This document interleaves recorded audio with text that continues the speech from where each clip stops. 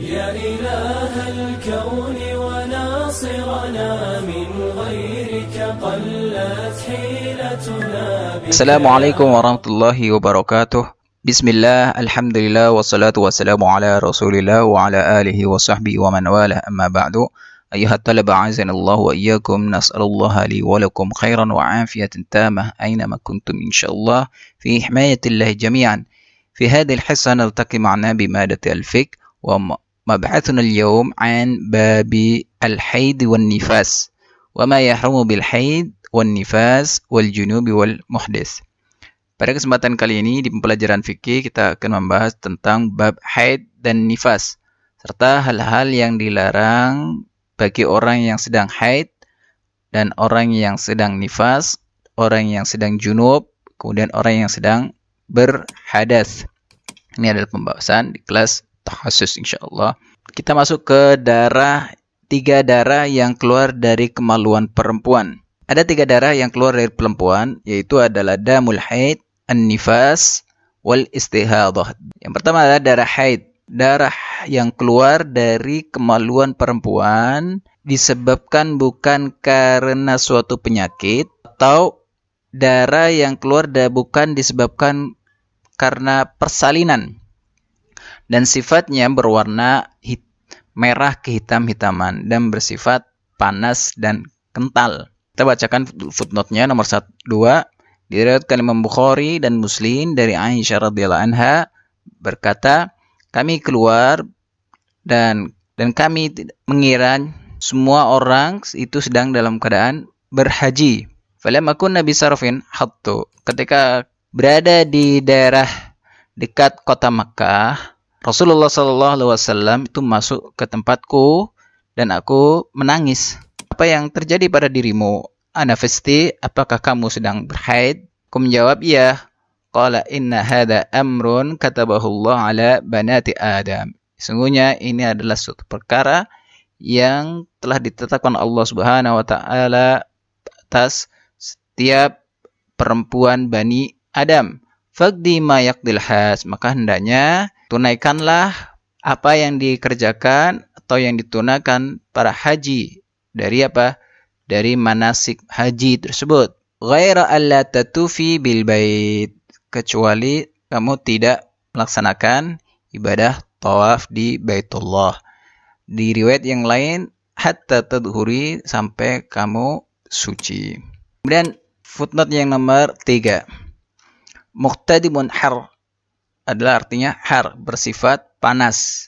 Min ihtadaman nahar wa ishtadda harruhu, artinya capai derajat panas, makin memanas siang hari. Ladza artinya kental, panas sama halnya. Diriwayatkan oleh Abu Dawud dan di Fatimah binti Abi Khubais bahwasanya dia itu sedang haid, istihadhah.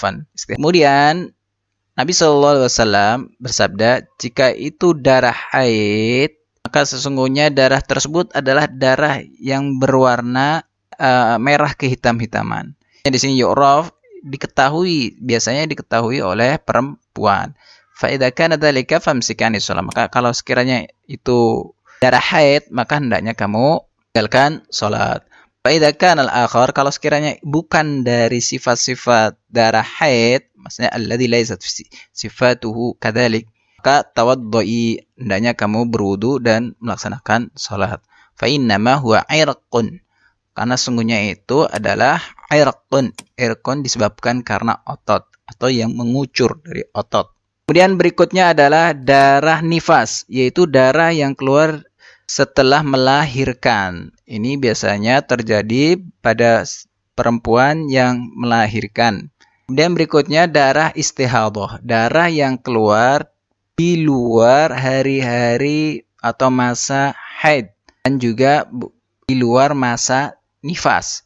Seperti apa yang diriwayatkan oleh Imam Bukhari dan Muslim dari Aisyah radhiyallahu anha berkata, datang Fatimah binti Abi Khubais kepada Nabi SAW, kata, wahai Rasulullah, sungguhnya aku ini adalah perempuan yang sedang istihadah dan aku tidak suci. Apakah aku boleh meninggalkan sholat? Kemudian Rasulullah SAW menjawab, innama dzalika irqun wa laysa bil haidah. Sungguhnya itu adalah disebabkan karena otot mengucur, Laisa bil haid, bukan karena haid. Idza aqbalatil haid, kalau sekiranya datang masa haid, maka tinggalkan sholat. Jika habis masa haidnya, maka hendaknya kamu basuhlah darah itu dan melaksanakan sholat. Artinya di sini sucilah kamu dari darah haid tersebut dengan cara apa? Mandi besar, dan setelah itu baru boleh melaksanakan sholat. Selanjutnya kita dari masa haid. Tadi tentang masa haid dan nifas serta orang yang hamil. Pun qallu, ini paling sedikit. Orang yang haid itu yaum wa laylah, hari semalam. Wa aktsaruhu, lama 15 yauman, 15 hari. Wa ghalibuhu sittun aw sab'un, dan rata-rata haid ini 6 hari sampai atau 7 hari. Kemudian kita masuk ke nifas. Wa aqallun nifas sebentar. Jadi paling sedikit itu sebentar atau sekejap. Wa aktsaruhu, paling lama itu situna yauman, 60 hari. Dan pada umumnya 40 hari. Ini bagi orang yang nifas, perempuan yang nifas. Dan paling sedikit orang yang masa suci di antara dua haid, seorang perempuan itu adalah 15 hari. Dan tidak ada haid tasan paling lamanya bagi orang yang haid. Qallu zamani tahidu fi al-mar'at 9 sinin. Dan masa minimal yang perempuan itu mengalami haid itu umur 9 tahun. Umur 9 tahun seorang itu perempuan mengalami haid yang pertama kali. Dan masa kehamilan kurang lebih 6 ashhur. Paling sedikit masanya kehamilan itu 6 bulan. Dan paling lama 4 tahun. Dan rata-rata pada umumnya itu 9 bulan masa kehamilan. Kita baca footnote nomor pertama. Hada taqadir fil haid wan nifas wa tur mabnaha al-istiqra. Dan ketentuan masa haid dan nifas dan masa sucinya ini didasarkan sesuai dengan kebiasaan pada umumnya, ya. Dan diriwayatkan oleh Abu Dawud dan yang lainnya dari Ummu Salamah radhiyallahu anha berkata, kanat nufasau tajlisu ala ahdi Rasulullah sallallahu alaihi wasallam 40 yauman. Orang yang nifas itu biasanya masa nifasnya itu di masa Rasulullah sallallahu alaihi wasallam selama 40 hari. Secara umum terjadi di masa sekarang, dari sejak zaman Rasulullah sallallahu alaihi wasallam hingga sekarang, ini secara umum terjadi selama 40 hari bagi orang yang nifas. Dan tidak menafikan apabila ada orang yang mungkin lebih dari 40 hari. Dalil yang menunjukkan masa paling sedikit kehamilan biqauli ta'ala, firman Allah Subhanahu wa taala, wa hamluhu wa fisaluhu 30 syahran, dalam surat Al-Aqaf ayat 15. Dan masa kehamilannya dan masa menyapihnya itu selama 30 bulan.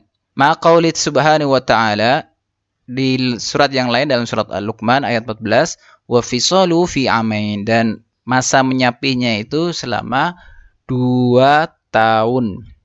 Fisal fitamhu, artinya di sini adalah menyapih. Maka jika digabungkan masa kehamilan dan masa menyapih ini adalah 3 bulan. Dan menyapih itu sendiri selama 2 tahun. Kanal haml 6 ashhur. Dan masa mengandungnya itu selama 6 bulan. Dan dalil kebanyakan atau pada umumnya, ini menurut pada umumnya. Kemudian kita masuk ke hal-hal yang dilarang bagi orang yang haid, orang yang nifas. Ini ada 8 hal. Yang pertama adalah sholat. Seperti dalam riwayat Abu Dawud dan yang lainnya dari Fatimah binti Abi Khubais, anna kanat tustahadu, dan ini hadisnya sudah lewat ya, yang telah kita jelaskan di atas. Kemudian selanjutnya melaksanakan saum. Ini orang yang haid dan nifas dilarang berpuasa. Ini hadisnya diriwayatkan oleh Bukhari dan Muslim dari Abi Sa'id radhiyallahu anhu bahwasanya Rasulullah sallallahu alaihi wasallam bersabda fil mar'ah, yang berkaitan tentang perempuan, waqad suila an nuqsani diniha, tentang ditanyakan tentang kekurangan yang dalam hal agama pada dirinya. Alaysa idza hadat lam tusalli wa lam tasum? Bukankah jika dia sedang haid dia tidak boleh melaksanakan salat dan melaksanakan saum? Wa taqdil haid wa nufasa as-saum. Maka orang yang haid dan orang yang nifas ini hendaknya mengqadha puasanya. Wala taqdis salat, dan dia tidak mengqadha salatnya. Jadi hanya mengqadha saumnya saja, bukan salatnya. Diriwayatkan oleh Imam Bukhari dan Muslim dengan lafaz Imam Muslim dari Mu'adzah qalat, aku bertanya kepada Aisyah radhiyallahu anha tentang hal itu, faqultu ma balul haid taqdil saum wala taqdis salah. Bagaimana keadaan bagi orang yang haid? Apakah dia harus mengqadha saum dan tidak mengqadha salat? Qalat, kata Aisyah, kana yusibana dzalika ma Rasulullah sallallahu, dan itu pernah terjadi di masa bersama Rasulullah sallallahu alaihi wasallam. Fanu'maru biqada'i saum, dan kami diperintahkan untuk mengqadha puasa dan tidak mengqadha salatnya. Selanjutnya qiraatul Quran. Ini hendaknya tidak membaca Al-Quran. Diriwayatkan Ibnu Majah an Ibnu Umar radhiyallahu anhuma qala Rasulullah sallallahu alaihi wasallam la yaqra'ul junubu wal haidu syai'an minal Quran. Hendaknya tidak membaca, orang yang junub dan orang yang haid itu tidak membaca suatu ayat dari Al-Quran. Selanjutnya massul mushaf wa hamluhu, menyentuh mushaf dan membawanya. Liqauli ta'ala la yamusu ilal mutahharun, dalam Quran surat Al-Waqiah ayat 79. Wa liqauli sallallahu alaihi wasallam alla yamussal Qur'ana illa tahirun, hendaknya seorang itu tidak menyentuh Al-Quran kecuali dia dalam keadaan suci. Diriwayatkan Imam Daruqutni marfu', dan ini hadisnya marfu', dan wa Malik fil Muwatta mursal, dan dalam kitab Muwatta Imam Malik ini hadisnya mursal. Selanjutnya dukhul masjid, ini masuk ke masjid. In khafat talwisahu, jika sekiranya dikhawatirkan perempuan itu mengotori masjid, dilarang baginya untuk menetap atau tinggal atau lalu lalang di masjid. La mujarrad dukhul, tidak hanya sekedar masuk saja. Seperti apa yang diriwayatkan Abu Dawud dari Aisyah radhiyallahu anha dari Rasulullah sallallahu alaihi wasallam bersabda, la uhillal masjida li hadi wala li junubin.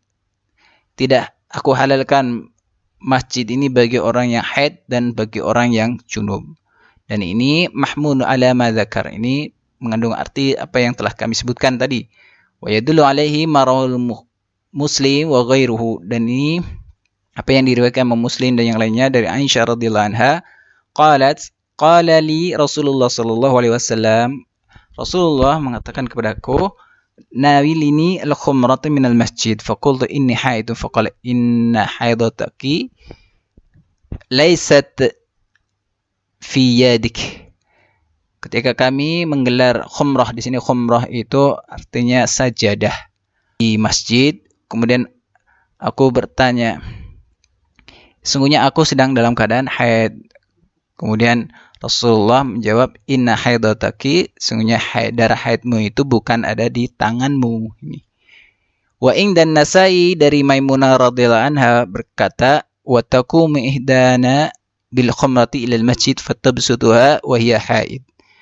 Dan ini Maimunah radhiyallahu anha berkata, salah satu di antara kami, di perempuan-perempuan di antara kami ini menggelar sajadah di masjid dan dia dalam keadaan haid.